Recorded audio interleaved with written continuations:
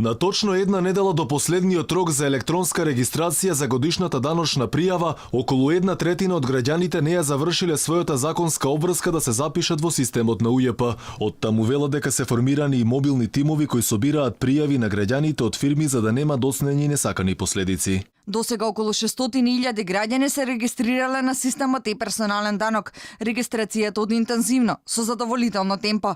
Бројот на регистрирани физички лица секојдневно се зголемува, а досегашната пракса покажува дека најголемиот наплив на регистрации се очекува во последните денови пред крајниот рок. Од управата апелираат граѓаните да не го чекаат последниот ден кога има најмногу метеж. Од управата за јавни приходи уште еднаш ги повикаа граѓаните електронски да се регистрираат и да не го чекаат последниот рок 5 до 12, односно до 31 декември оваа година. Граѓаните како по обичај брзаа да поднесат годишна даночна пријава. Оние кои секојдневно користат компјутер вела дека немале проблем, а оние повозрастните вела дека мака мачеле околу регистрацијата. Многу брзо оди, а валда има организирани се, супер.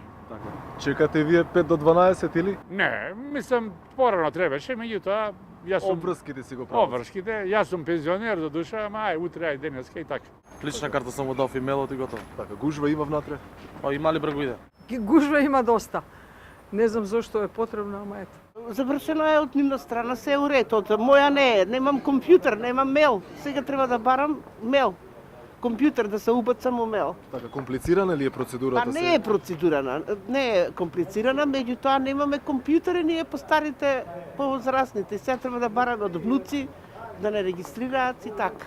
УЈП од ваквата обврска засега ги поштедија само пензионерите кои добиваат приход само од пензија, но не и пензионерите кои имаат дополнителен приход. Годишна даночна пријава треба да достават околу 900.000 граѓани. Секое физичко лице кое остварило приходи по било каков основ на плата, К15, приходи од закуп, добивки од игри на среќа или пари од странство кои подлежат на оданочување персонален данок на доход, имаат обврска до крајот на годинава електронски да се регистрираат.